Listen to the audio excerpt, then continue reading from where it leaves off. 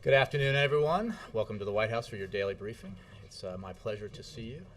I don't have any opening statements. I'll just note that you should have a paper statement I put out from me on the surface transportation bill, the need to ensure that we make sure that folks working on these construction jobs around the country don't get thrown out of work.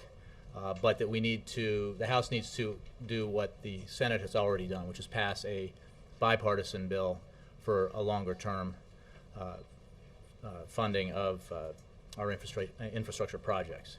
Secondly, I would note that the Senate just voted on the bill that would have eliminated billions of dollars of subsidies to major oil and gas companies, and unfortunately, Senate Republicans overwhelmingly chose to side with oil and gas companies instead of the American people who overwhelmingly support the notion that the President talked about this morning in the Rose Garden, which is that at a time of record profits, at a time when a company like ExxonMobil is pulling down, was it $4.7 million an hour in profits, that the American taxpayer should not be subsidizing oil and gas companies. And so that was an unfortunate vote. With that, I will take your questions. Ben. Thanks, Jay. Two topics. To follow up on that one, given the action in the Senate, is it fair to say now that the President made his pitch, Congress has acted once again on the tax subsidies, and he's going to move on to other elements, or is he going to continue to call for these, even though Congress has already weighed in? Well, you can be sure he won't stop calling for this, because we simply cannot afford, and it makes 0 cents to have the American taxpayers subsidize oil and gas companies that are enjoying record profits. Oil and gas company executives themselves have said that at a time of record high profits and high prices for oil, that they don't need the incentives that the subsidies were meant to create. We've been subsidizing oil and gas companies for a century. We need to invest in the energy industries of the future. And that's part of the President's all-of-the-above approach to our energy challenges. And he will continue to make the case that we should not be subsidizing these companies. The taxpayers should not be, and it's not wise policy. But he's, at this point forward, if he hasn't already, he's just making the case politically to the American people, right? He's not actually trying to change Congress's mind. I mean, they've acted. Well, I mean, I think that's a misunderstanding a bit of the question. It represents a misunderstanding a little bit about how politics can work. What has become clear is that Senate Republicans, or Republicans in general on Capitol Hill, have decided to ally themselves with oil and gas companies over the interests of the American taxpayer in this case, despite the President's best efforts to persuade them otherwise. Those same Republicans in the House and Senate are going to have to answer to their own constituents. And you all read the polls. You know how the American people feel about this. So the President will continue to look for opportunities both to make his case and for any sign that Republicans have changed their mind. So he genuinely thinks there's still an opportunity this year to change their mind? I think you have to keep pressing on the issues like this. Obviously, there are a number of other things, many other things that he'll be working on and focusing on. But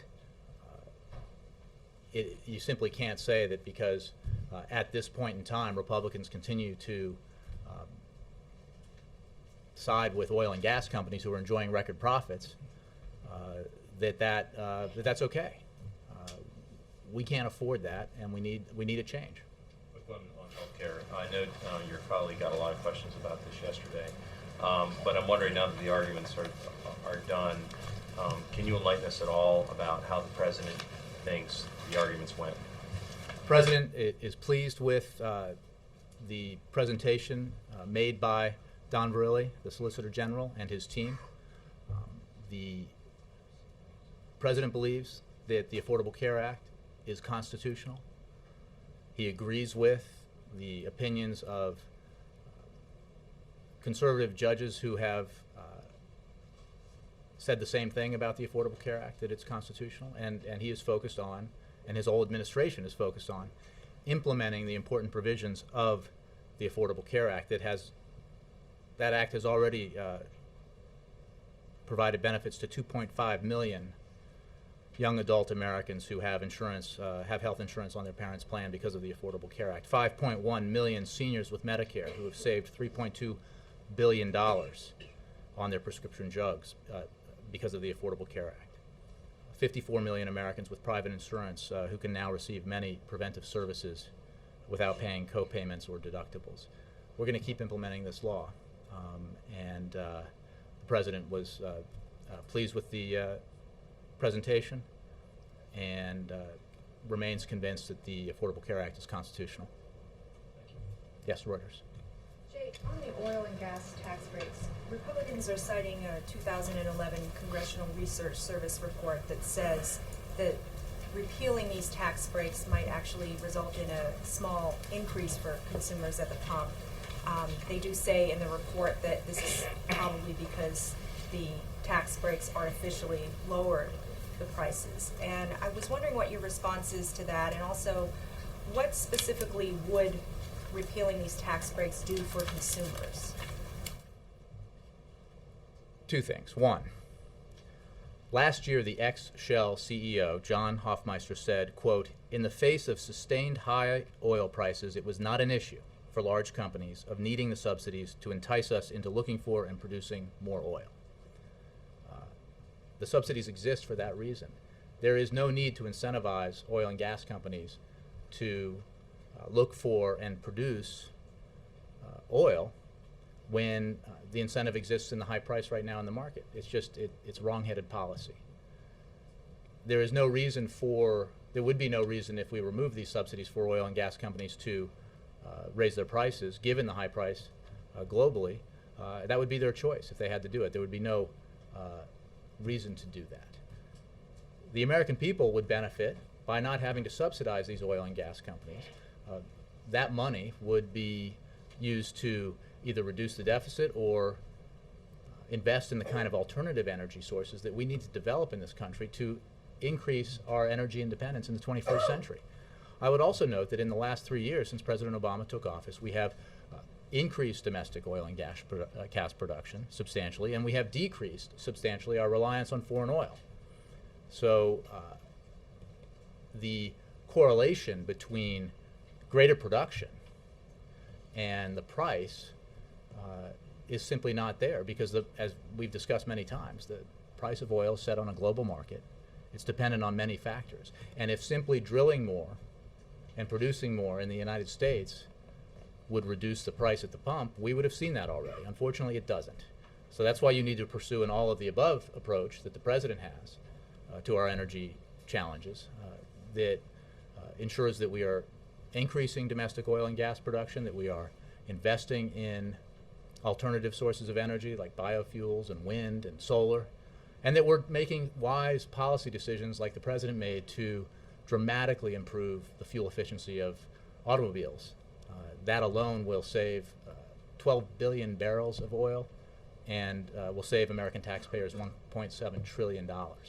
That's the only approach that makes sense for the long term, because in a world where emerging economies like China and India are growing rapidly, where millions and millions and millions of new cars are hitting the road in China and India, and therefore the demand globally for oil will just increase, we need to make smart investments and smart choices about the way that we can insulate ourselves from the kind of price shocks that we've seen almost annually lately in the global oil market. So that's why the President has the approach that he has. That's why he thinks that it is nonsensical to continue a policy of subsidizing oil and gas companies that are doing quite well. But would a repeal do anything to alleviate the pain of the pump now? I think that the President has made clear that there are no silver bullets here in terms of prices at the pump. You need a sustained, comprehensive policy to insulate ourselves from these kinds of fluctuations in the oil market in the future. There are options that do exist that he'll continue to examine, but anyone who suggests that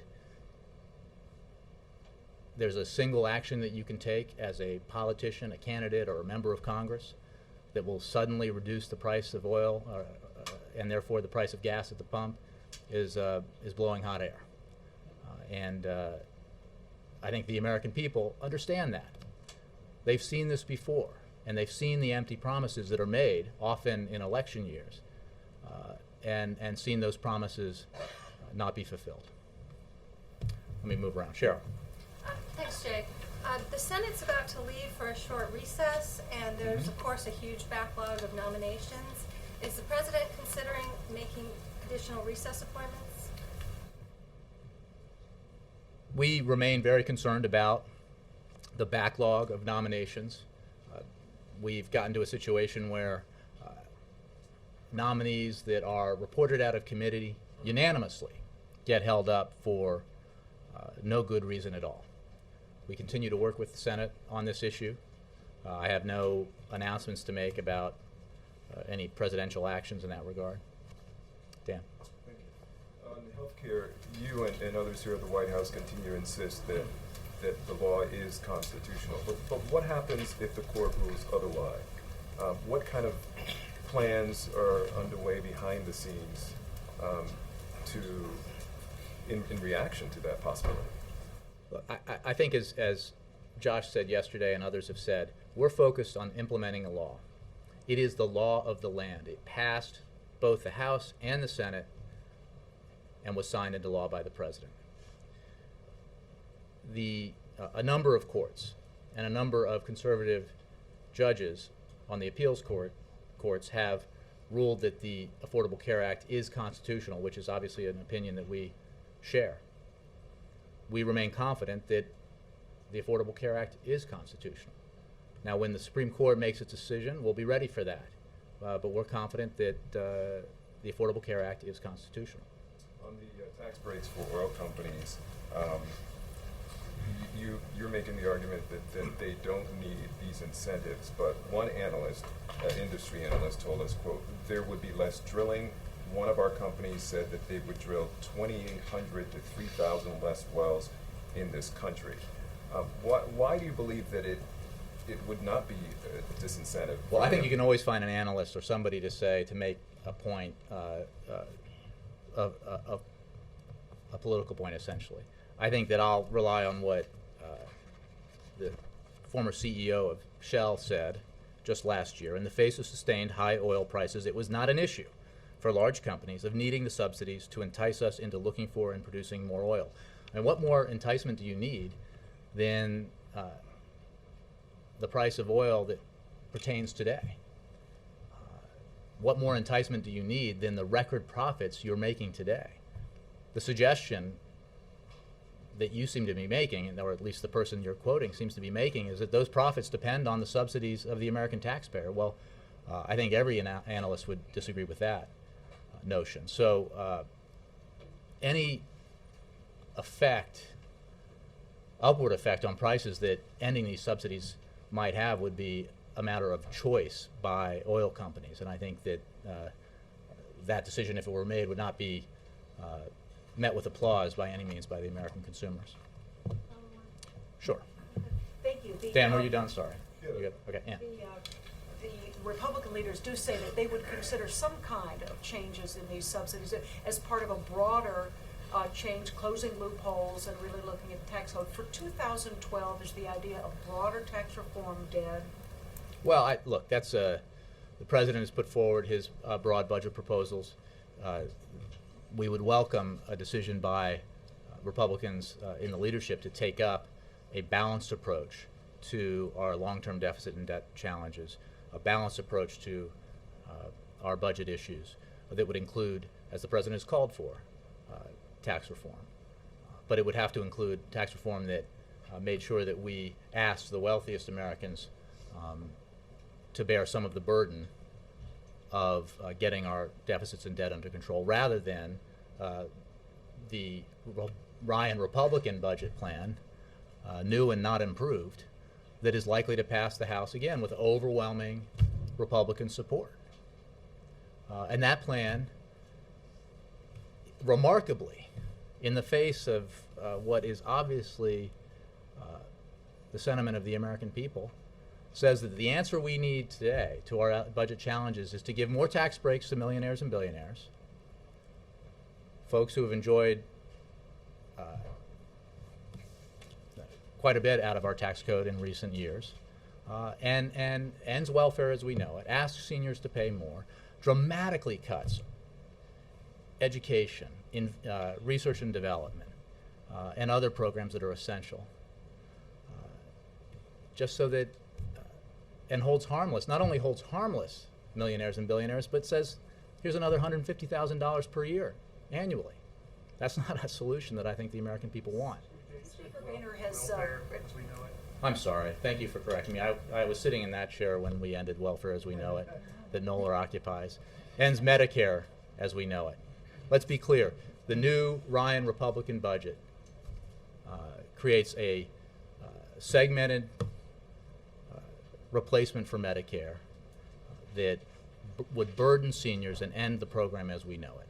Speaker Boehner has written a letter to the president, I think, about his comments to President Medvedev. Has the president responded to that, or could you respond to that? I don't have anything on the president responding to it. Why don't you, if you want to ask me about it? The speaker expressed concern that the president wanted space, wanted to be flexible on missile defense. Is the president going to get past the election year and then feel he can change position on The missile president defense? addressed this quite clearly, as you know, in South Korea, in Seoul. What he said to President Medvedev is what he has said publicly and said again when he addressed this, which is it is a reality that this is an election year both in Russia and in the United States, and that the kind of painstaking work that is required when you are dealing with negotiations over nuclear weapons levels, as we saw with the New START treaty, takes a sustained engagement with Congress, and it absolutely requires bipartisan effort. That's what we saw when the president was able to work with the Senate to achieve ratification of the New START treaty at the end of 2010, and that would certainly be required for any efforts to further address this issue in the years forward. On missile defense, let's be clear.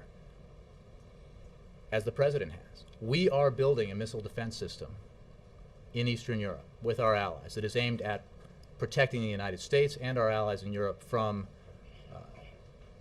rogue nations like Iran. It is not directed at Russia. That is a point that we have made to the Russians.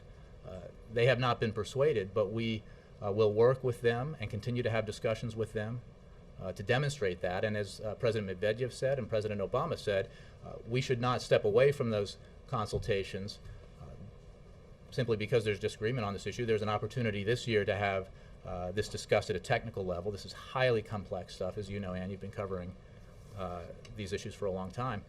So those conversations will continue. That's what President Obama was referring to. Bill. Is there any evidence that anything the president wants to do or is trying to do, whether it's drilling in the Atlantic or the failed attempt to get the repeal of the subsidies, would actually lower gas prices? Well, I think we've addressed this many times, and that is there is no silver bullet. There's not a magic wand that is in a box somewhere in the Oval Office or in a campaign van out on the trail that somehow allows you to reduce the price at the pump. It's a global oil market. There are things that we can potentially do. The president is constantly asking for and reviewing those options, and we've taken no option off the table. But he has been extremely candid and honest with the American people about the challenge that high prices present to them and present to the country. He is keenly aware of the burden that these prices are placing on American families, and he will continue to work not only on the short term but on the long term in terms of our energy policy. An election year show? I mean, no, just the opposite. It is an election year show is to go out and promise that if only you were elected or only your plan was passed, that suddenly the price of gas would drop, which is malarkey. And you know it, I know it, everybody in this room knows it, everybody who utters those words knows it. What is the unpolitical approach is to level with the American people about our long-term energy challenges and why we need to take an all of the above approach to dealing with them, why we need to not just invest in alternative energies, which we absolutely must do, but we also have to license the construction of the first nuclear power plant in this country in 30 years. It's why we have to continue to open up spaces for oil and gas exploration domestically. We have to do it all, and we have to do it in a way that's responsible and safe, and that continues to enhance the energy security of this country. Ed Henry. Jay, on the tax breaks. In the context of the Ryan budget, where you're saying everyone needs to pay their fair share, the oil industry says they make a lot of money, obviously, as you pointed out, and they pay an effective tax rate of about 41%. We've all read the stories about it. Some American companies that pay no taxes or pay 10, 20%. They pay 41%, they claim. So what's wrong with companies making big money, but then paying their fair share, as the president says? Well, again, this is, first of all, I haven't analyzed their tax returns, and I don't anticipate that I will. This is not an issue of... But you're calling for I fair can share. barely They say handle they're mine. paying their fair share. But they're also regardless of what their effective tax rate is, and I don't know, and I think it probably varies per company, they are being subsidized at a substantial rate by you and me and every American who pays taxes. And there was a time when that made sense. It does not make sense anymore. With our budget challenges, and at a time when these same companies are making huge profits, at a time when there is every incentive in the world to drill and explore, to invest in the upfront in doing that, which obviously requires, requires investment by these companies and costs. The price is high. It's worth it. They can do it. They certainly don't need the American taxpayers' dollars to find the incentive to further explore and develop domestic energy or international energy. So that's the argument the president's making. Has nothing to do with whether they're paying their taxes or not. What they don't need is the taxes of you and me and every other American for the incentive they need to continue to do business. Nonsensical, as you said earlier. Why did the president vote for the energy bill in 2005 as a senator that had over $2 billion in tax breaks for the oil industry? They were making a lot of money then, too. Well, what I can tell you, Ed, is that the oil and gas companies in this country are making record profits now in 2012. The price at the pump is very high, and that is plenty of incentive for these companies to continue to drill, to continue to explore, and continue to develop energy sources here in the United States and abroad. There is no reason for the American taxpayer to subsidize that activity. So why do you vote for that? Look, I haven't examined the vote or what the prices were at the time or the whole bill that it was attached to. What I know and what the president knows is that this year, in 2012, when we are seeing high prices at the pump, high prices on the international oil market, and record profits from the oil and gas companies, there is no reason to continue these kinds of subsidies. It's just, take that argument out to the people. I don't think they'll go along with it. Margaret. And then Thanks. Can you help us to understand what, if anything, the president needs to do tomorrow or between now and the weekend as related to the Iranian oil sanctions taking effect on June 28th? I'm trying to understand the issue myself. It sounds like the question is whether he thinks there's enough non-Iranian oil available to go forward with those sanctions, and if he doesn't, then he needs to do some intermediate steps by an April 1st deadline. Can you tell us, is he preparing to do something, and what can you tell us about that process? I can only tell you that there is a deadline related to the legislation, and obviously we're mindful of that, but I have no updates for you on it. Can we get the updates in like a 5 o'clock Well, I memorandum think makes that sense? we're prepared to meet the deadline. But nothing that you will discuss between now I don't and have then? anything for you Okay. on it right And can you tell us a little bit more about the trips tomorrow? Are they purely fundraising trips? Is there any public element to them? And what's the statement that he's trying to make in going to Vermont and Maine? I believe those are campaign events. Is that right? I think those are campaign events. No public component. No official events, just campaign events. Yeah. Kristen? Thanks, Jay. Officials in France are today saying that an actual deal is near to tap the SBR between the United States and other allies. Can you confirm that that's the case, that a deal is actually near? I cannot confirm that, and I will say, as we have said repeatedly, that this option is on the table, remains on the table, but no decisions have been made and no specific actions have been proposed. We obviously consult, as we have said repeatedly, both this year and last, with our partners around the world and with energy-producing states. But again, there are no decisions that have been made and no specific actions proposed. What can you say if you're currently consulting with those other countries? By currently, you mean at this minute, in this hour? We have conversations with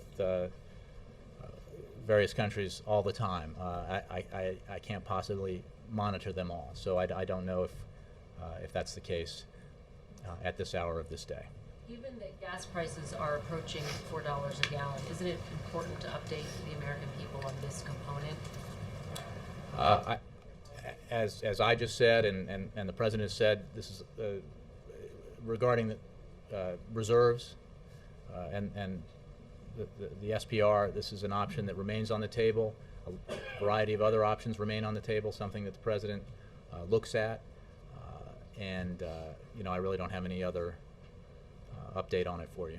On Syria, Jay, President Bashar al-Assad has said that he is going to work to make the mission of the UN Arab League a success. Do you believe him? Our approach to this is to look at the actions of the Assad regime, not the rhetoric, not the words. It is a welcome development, certainly, that the indication that Assad supports the Annan mission, but it is meaningless unless they act on it. It is meaningless unless there is a cessation of violence. It is meaningless unless all of the provisions that are required here are followed. We've seen a lot of empty rhetoric from Assad and his government in the past, a lot of promises that were never fulfilled and never meant to be fulfilled. Actions are what matter here, and not words. April. Jay, I want to ask you a question about the Sudan, particularly after George Clooney met with President Obama on the Sudan. Andrew Natsios, the former special envoy to the Sudan, has written a book, and he's also talking about there needs to be more pressure on the Sudan, world community pressure. He says this is the window to strike, particularly as the military is getting weaker in the Sudan, and he says that it doesn't necessarily need to be boots on the ground there, but the strikes should be strikes on their airport. What do you say about that? Well, I'm not aware of the book or those recommendations, and I'm certainly not aware of any decision along those lines that's under consideration. This is an issue that's of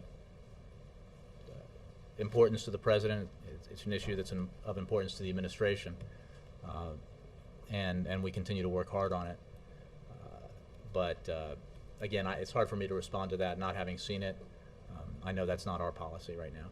And also, what are the conversations right now, the precursor conversations to the bigger conversation with this president and Chinese leaders about putting pressure on the Sudan, particularly when it comes to their oil? Well, the situation in Sudan is definitely a problem and one of the contributing factors to the escalating price of oil globally. I would refer you to the State Department for more details about the conversations we're having with other countries, but we're obviously interested in reducing tensions there and certainly in trying to mitigate the factors that are having an impact on high oil prices. How much would you say that the tensions in the Sudan are causing on our oil prices? How much of a percentage? You know, I haven't. I would not hazard a guess because I just don't know. I'm sure there are oil market analysts who can give that to you. I mean, I've certainly seen some suggestion that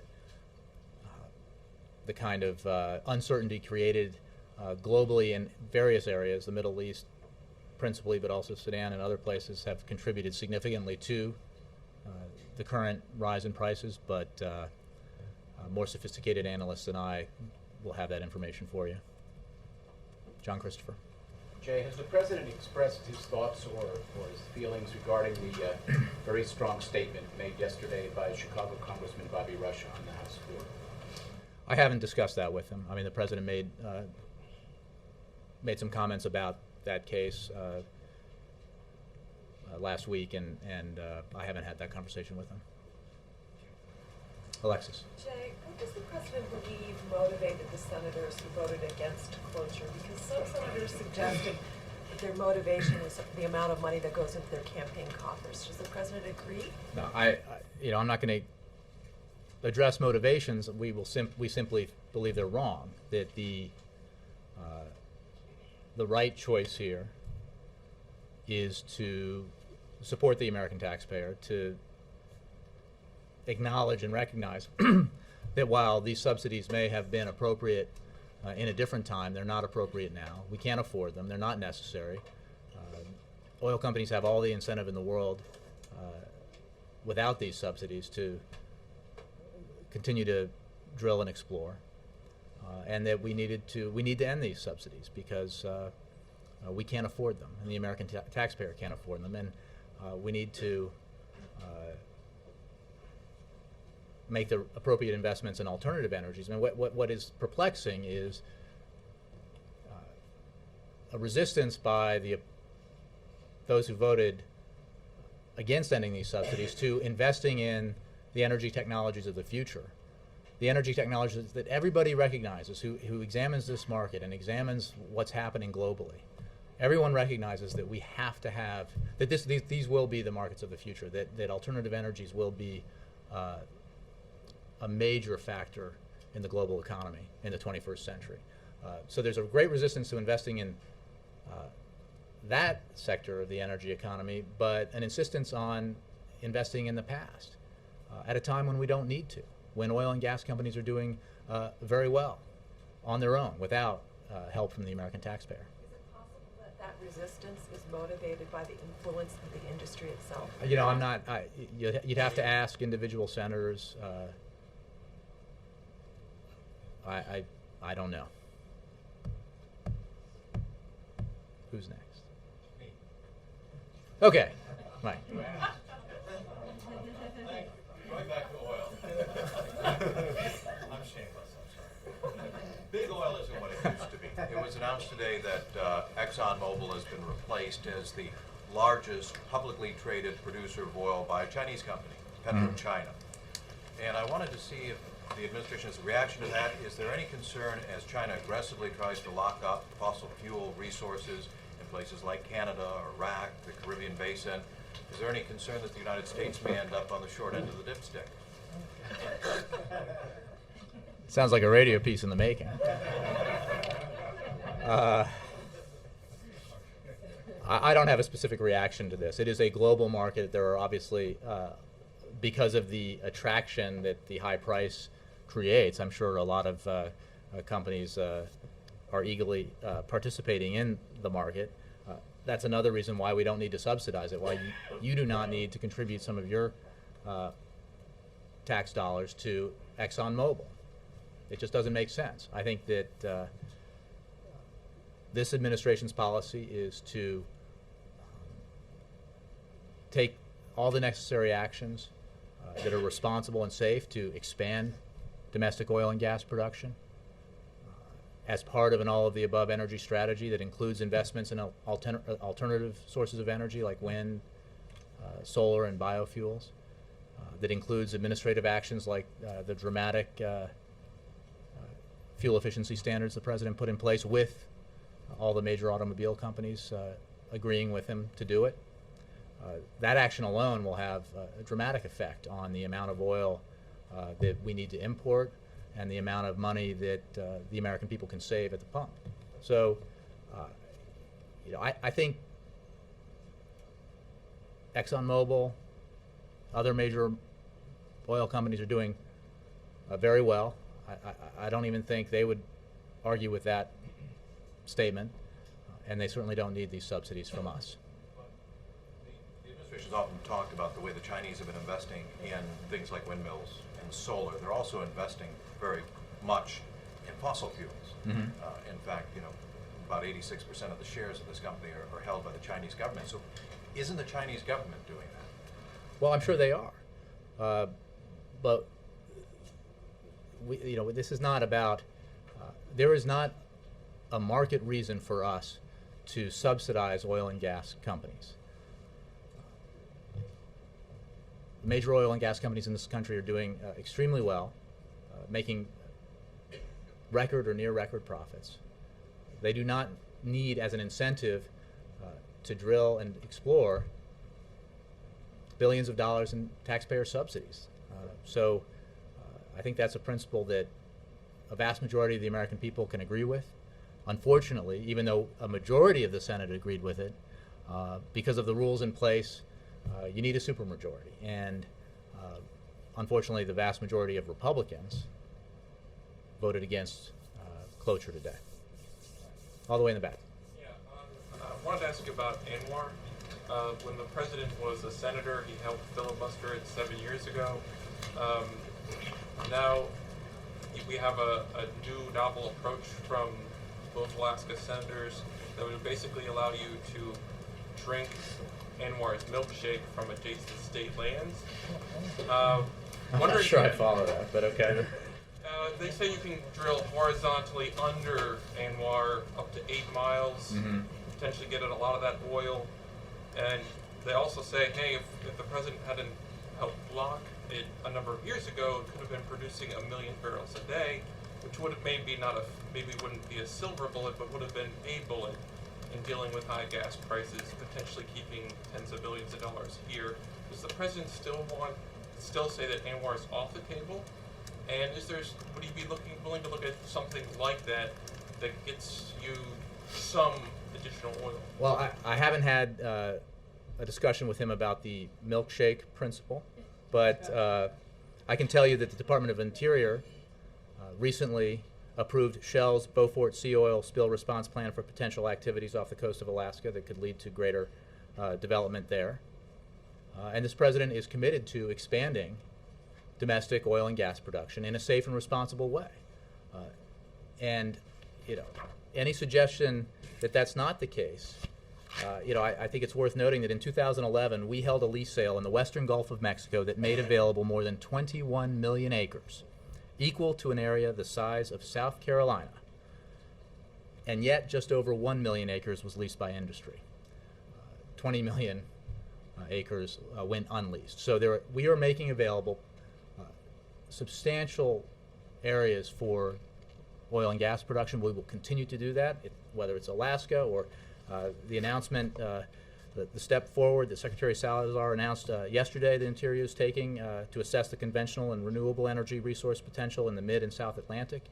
We're approaching this holistically and examining every opportunity to further develop oil and gas in this country in a safe and responsible way. I don't have any specifics for you beyond what I just said about Alaska, but the president is committed to the safe and responsible principle as well as increasing oil and gas production. Andrei Sitov, пожалуйста. Thank you, Jay. A follow-up to Rand's question. Do you regard the backlash from the Republicans to this episode with Medvedev as directed primarily against the president or against Russia per se? That's a great question. I don't know. You'll have to ask them. What I do know is that I'm pretty sure the Cold War ended when some of the folks in this room were still in elementary school. And any suggestion that Russia is America's #1 geopolitical foe represents a profound or unique understanding of recent history. Are you required to respond to letters such as the Boehner letter? Is the president? I don't think we're required to, and I don't have a response from the president at this time. But I can tell you that, look, as you know, Andrei, you cover this for the Russian press. We obviously have our differences with Russia. We have a relationship with Russia that allows us to discuss those differences candidly and openly. We also have a number of very important areas of agreement. Because of the policy that this president put in place when he came into office, the so-called reset policy, our relations with Russia improved, and that allowed for greater cooperation between the United States and Russia on Iran. It allowed for significant assistance and cooperation from Russia for the transshipment of materiel and other goods to our troops in Afghanistan. There are a number of areas, very important areas, where the United States and Russia cooperate. And that cooperation is not a good unto itself. It directly benefits the national security interests of the United States. And obviously Russia cooperates because they believe, the leadership there believes that it's in their interests. We do have our differences. We have had our differences over Syria. We have had our differences over missile defense. But as we saw in the meeting between President Medvedev and President Obama in Seoul, we're able to discuss those differences and try to work them out constructively, which is more evidence of the fact that Russia is not our number one geopolitical foe. If the Republicans choose to make this into a subject before the elections of our dispute, would the president welcome a chance to defend his reset policy? Well, setting aside, I mean, the president welcomes an opportunity to discuss and explain his policy towards Russia and why it has produced tangible benefits to America's national security interests at any time. And whether that happens within the context of the election or in a foreign policy forum somewhere, or in answer to questions from you, I'm sure he'll welcome that opportunity. Thanks, Jay. Jay? No, but I'm going to run out and buy one. Thanks, guys.